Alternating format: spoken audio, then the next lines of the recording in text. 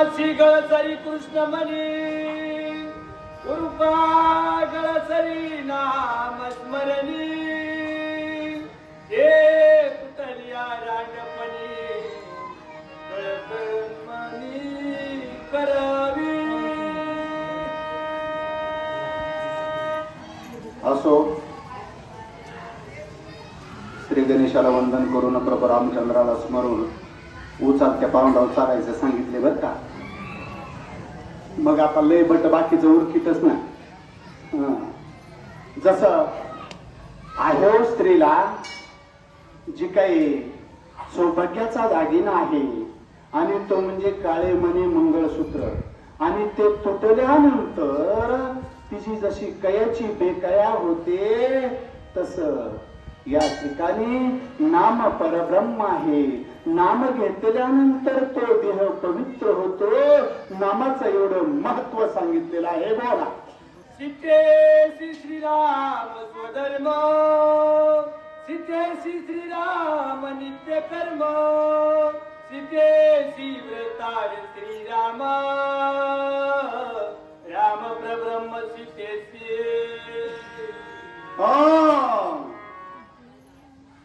सगळे जे काही वानर आहेत, अस्वल आहेत, गोळांगुळ आहेत, हे सगळे जणांना प्रभू रामचंद्राने सीतेच्या शोधाला पाठवलं.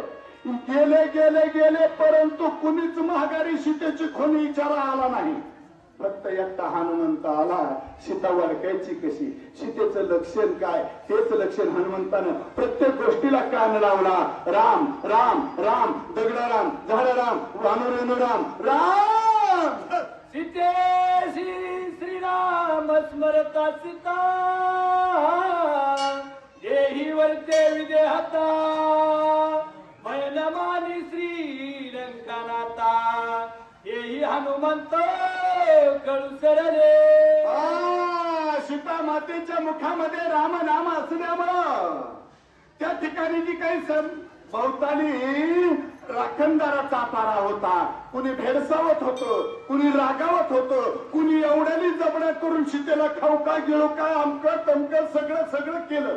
आणि राजा रावण बी दमदाटी करायला, परंतु सीतेच्या मुखात रामाचं नाव असल्यामुळे असले राव न येऊ दे की ते श्रीराम नामाची सीता पत्नी भूषणा भूष शिरोमणी नामे निशंक अशोकवनी आनोदिनी निद्वंद. रात्रंदिवस अहर्निशी प्रभू रामचंद्राचं सीतेच्या मुखामध्ये श्रीराम जय राम जय जय राम, श्रीराम जय राम जय जय राम. हे बाबा अशोकाच्या झाडावरून खाली बघतोय.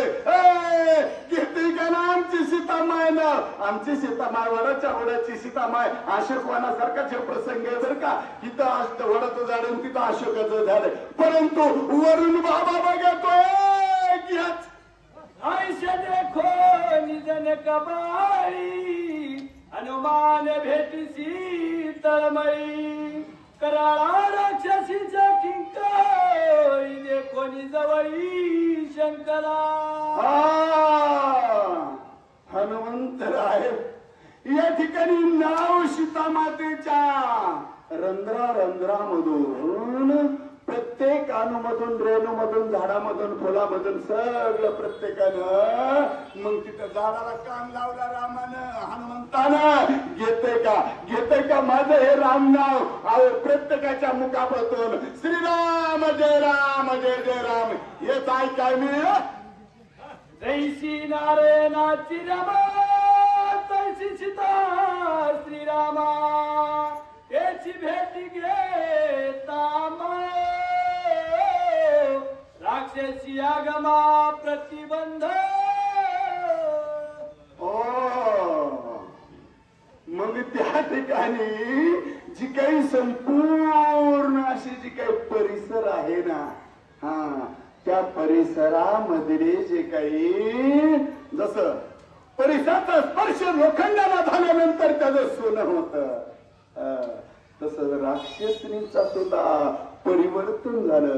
त्रिजटा शर्मा त्या सुद्धा राम राम ह्या बाईनं म्हणायचं आणि ह्यांनी ऐकायचं. ह्यांचं झालं की परिवर्तन. आपण 8 दिवसाला येऊन कसं काय थोडं बी होय ना रे.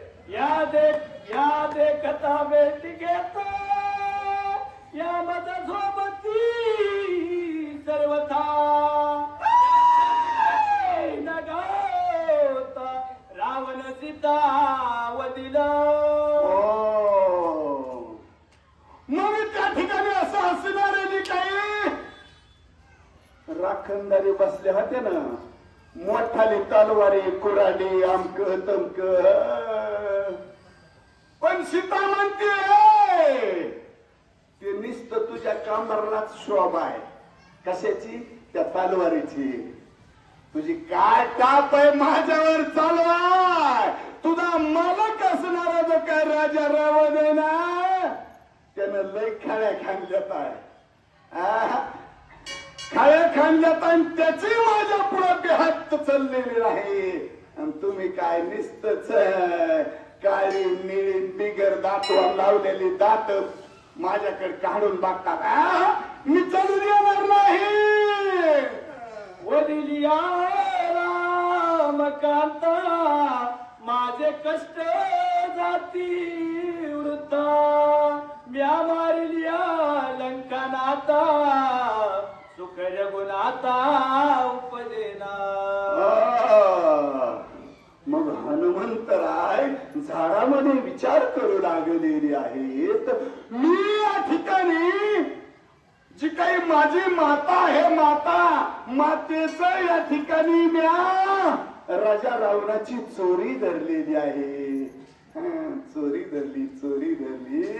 मग आता म्हणले ह्याला मारायचं काय आपल्या हातचा खेळ लय अवघड नाही. हनुमंतराय म्हणते ह्याला मारायचं म्हणजे माझ्या डाव्या हातची मळ. परंतु माझ्या प्रभूने कशाला अवतार घेतलाय. या लागी आपण तत्वत राक्षसी होती निद्रिस्ता तव वृक्षिरा हो गुप्तता एकांती सीता जाऊ भेटे. मग हनुमंतरायानं विचार केला आपण आलो ही गोष्ट खरी आहे, परंतु गुप्त अवस्थेमध्येच आपला जो काही कार्यभाग आहे हा कार्यभाग लहान झालं तरच भागणार आहे. हिथं म्हणले आता हाती बी व्हायचेत लाकडे बी फोडायचेत पण जरा थोड्या टायमानं. मग हनुमंतराय म्हणले ही जी काही पारकरी करे तलवारीन बरचेन काठेन कुराडी ह्यांना जरा झोपू द्या, ह्यांना जरा शांत होऊ द्या. आणि शांत झाल्यानंतर आपला पुढील जो काही सीता मातेपाशी जाण्याचं जे प्रोसेस आहे हे पूर्ण करायचंय. अशा प्रकारचा विचार हनुमंतरायानं झाडातून केला. बरं विचारून हनुमान वृक्षी होईल जेविका चपळ पावन होय काशी. असो तरी या ठिकाणी हनुमंतराय शांत झालेले आहेत, स्थिर झालेले आहेत. ज्याप्रमाणे एखादी आकाशामध्ये वीज आहे कडकड कडकड लावणारी, परंतु ती तिचा पराक्रम करते, ढगावर ढग आदळतेत आणि पुन्हा ती लपत होते. तसं हनुमंतराय झाले ना गुपचीप झाडामध्ये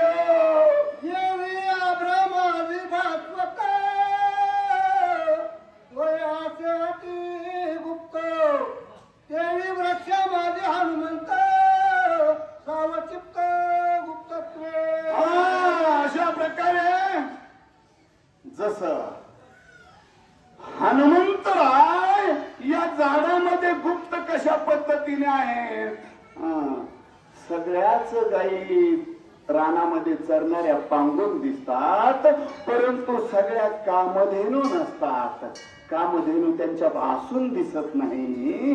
तसं हनुमंतराय झाडामध्ये आहेत, गुप्त आहेत, परंतु त्या समोर समोरच्या राखणदारणीला जी काही झोपेची गोळी दिलेली होती का नाही, गडबम चित्त गडबम वाढलेल्या पगारीने वाढलेल्या, त्यांना काय करायचंय, राजा रावणाचं काही बी होऊ नाही तर सीतामाता कुणीकडे बी जाऊ, आता खाल्ल्यावर डोळं दाखत येतच की जेवी आत्मा हृदयांत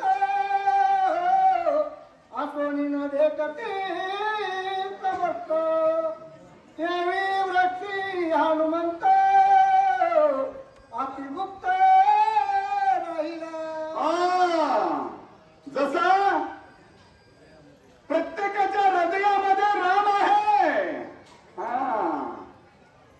तो अंतरात्म्यानं पाहिला तर त्या अंतरात्म्या आहे हे सिद्ध होत. परंतु या ठिकाणी किती बी आहे, काही बी आहे, जसं ही एक आहे बघ जत्रा, हौशे कौशे 917 या हृदयामध्ये खरं पाहायचं जर झालं ना, अंतरात्मा आहे, जस तिळात तेल आहे काढून बघ, लाकडात अग्नी आहे घासून बघ, वा रे वा. वृक्षी राहत मारवती झाली अरुणोदय प्राप्ती, गोळी दोहा करीती गोपी आरंभिती गोरक्ष मंथन. झाकड पडायचा 3 साजाचा टाइम झाला, रानातले माणसं घरी चालले, मग त्या ठिकाणी